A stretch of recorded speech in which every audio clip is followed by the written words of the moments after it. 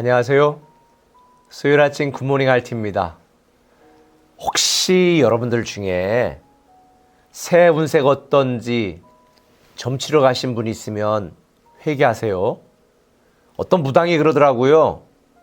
교인들 중에 많이 와요. 하나님이 제일 싫어하는 것 중에 하나가 점치는 거예요. 왜 점치는 것을 싫어하는 줄 아십니까? 그것은 하나님을 믿지 못하는 행위이기 때문이에요. 저도 예전에 가끔 가다가 이렇게 잡지 같은 데 보면 뭐 소띠, 이주의 운세 이런 거 있잖아요. 한두 번 본 적이 있는데 여러분 그런 것도 볼 필요가 없습니다. 사실 많은 사람들이 내 운세가 어떻게 될까, 내 미래가 어떻게 될까 궁금해합니다. 근데 여러분 궁금해하실 이유가 없어요. 왜냐하면 하나님께서 우리를 사랑하시고 위하신다는 그 기본적인 사실에 대한 믿음이 있으면 지금 내 앞이 보이지 않고 내가 어찌할 바를 몰라도 우리는 불안해하거나 두려워할 이유가 없어요.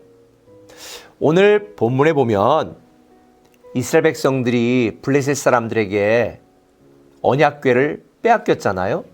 이 하나님의 임재를 상징한 언약궤를 빼앗겼는데 어제 말씀드린 것처럼 그 언약궤 앞에 다곤신이 막 엎드려져 있고, 그런데 그걸로 끝난 게 아니라 블레셋 사람들이 온갖 악한 종기와 이런 질병으로 전 민족적으로 너무 고통을 당하게 된 거예요.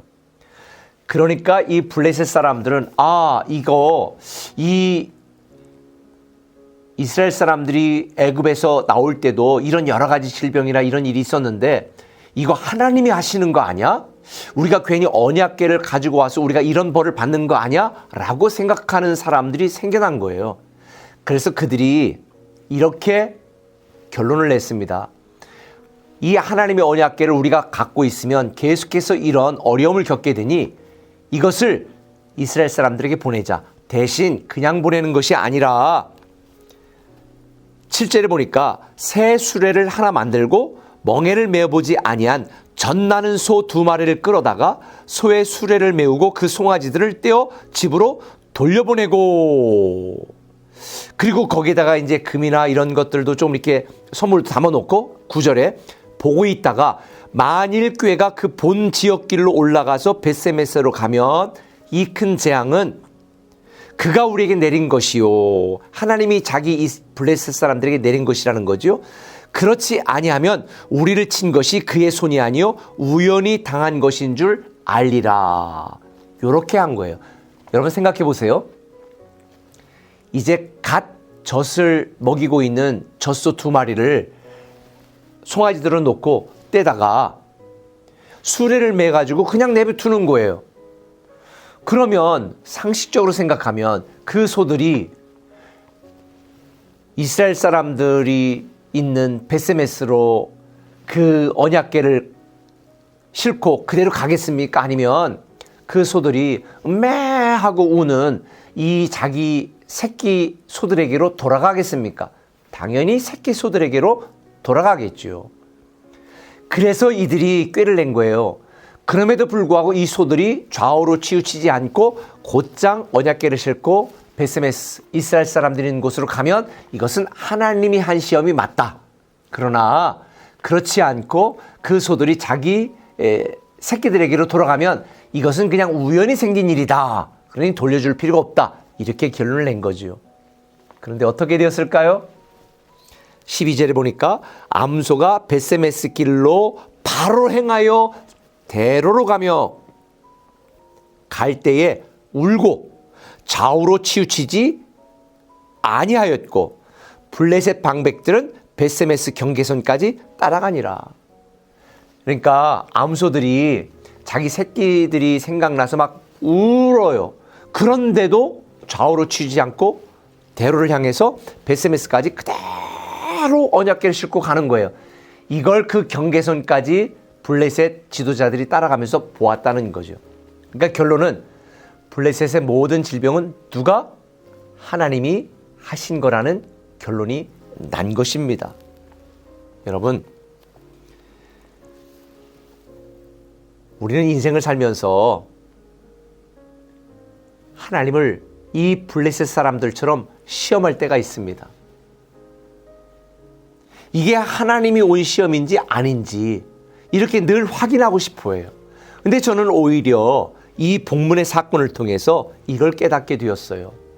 블레셋 사람들은 믿음이 없었기 때문에 이 재앙이 우연히 생긴 재앙인지 하나님의 심판과 진노로 온 시험인지를 분별하기 위해서 그런 방법을 썼지만, 우리는 하나님이 우리를 사랑하는지 시험할 필요도 없고, 하나님이 우리를 인도하는지 시험할 필요도 없고, 하나님이 우리와 함께하는지 시험할 필요도 없고, 하나님이 우리를 책임지는지 시험할 필요도 없다. 왜? 하나님을 시험하는 것은 어리석은 신앙이에요. 로마서 5장 8절 이하에 뭐라고 말했습니까? 우리가 아직 죄인 되었을 때에 하나님께서 자기를 사랑하는 자들을 위하여 예수 그리스도를 먼저 이 땅에 보내주시고, 우리가 죄인 되고 연약할 때 그리스도를 이 땅에 보내주시고, 누구든지 그를 믿는 자마다 구원을 주겠다라고 이미 예정하셨고 예정된 대로 행하셨기 때문에 우리는 우리를 사랑하시는 하나님의 사랑을 의심할 필요가 없다는 거죠. 왜요? 하나님이 우리를 얼마나 사랑하는지, 세상을 이처럼 사랑하사 독생자를 이 땅에 보내신 예수 그리스도가 이 땅에 오셨다는 것 자체가 바로 결정적인 증거라고 성경은 증언하고 있기 때문입니다. 그러니 예수 그리스도를 믿는 우리는 더 이상 내 상황이나 환경이 괴롭고 답답하고 미래를 알 수 없다고 하나님을 시험하거나 점을 치거나 의심하지 마세요. 지금 우리에게 필요한 것은 하나님을 시험하는 것이 아닙니다. 우리에 대한 하나님의 사랑을 확인하는 것이 아닙니다. 지금 우리에게 필요한 것은 시험이 아니라 순종이고 확인이 아니라 순종입니다. 여러분,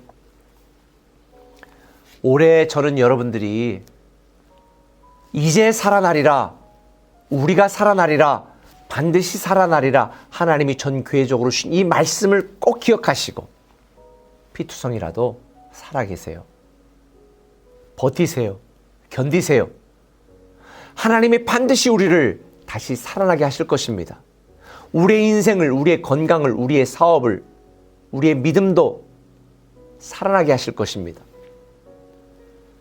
하나님의 사랑을 확인하지 마시고 순종하십시오. 여러분에게 주신 하나님의 말씀, 여러분에게 부탁하신 하나님의 깨달음, 또 여러분을 통한 하나님의 계획을 의심하지 마시고 올해 여러분이 맡은 부분에서 하고 있는 그 일이 무엇이든지 교회 공동체를 위해서, 하나님 나라를 위해서 충성하시고 헌신하시고 아무리 흔들어도 흔들리지 않는 이 믿음을 가지고 견고하게 주만 바라보고 나아가는 여러분 되시기를 예수님의 이름으로 부탁을 드립니다. 우리의 마음은 요동치지만 하나님은 전혀 요동치고 변하지 않습니다. 더 이상 하나님 시험하고 확인하려고 하지 말고 순종하세요. 기도하겠습니다. 아버지 하나님, 올해는 다시 살아나게 하실 하나님을 믿고 온전한 예배자, 충성된 사역자로 살아가게 하여 주옵소서. 때때로 내 상황이 애매하다고, 앞이 보이지 않는다고 하나님을 시험하고 의심하고 심지어 점을 치며 이런 어리석은 신앙 버리게 하시고 우리에 대한 하나님의 사랑 예수 그리스도로 확증하여 주셨사오니 확인하지 않고 올 한 해 동안 순종하는 충성된 하나님의 사람 사역자가 되게 하여 주옵소서. 예수님의 이름으로 기도합니다. 아멘. 오직 믿음으로 주를 바라보리니 우리가 주님 신뢰하며 내가 전심으로 주 얼굴 구하리니 주의 뜻대로 나를 세우시리라. 오직 믿음으로 주를 바라보리니 늘 주님 곁에서 우리 한 번 더 내가 전심으로 굴구하리니 주의 뜻대로 나를 새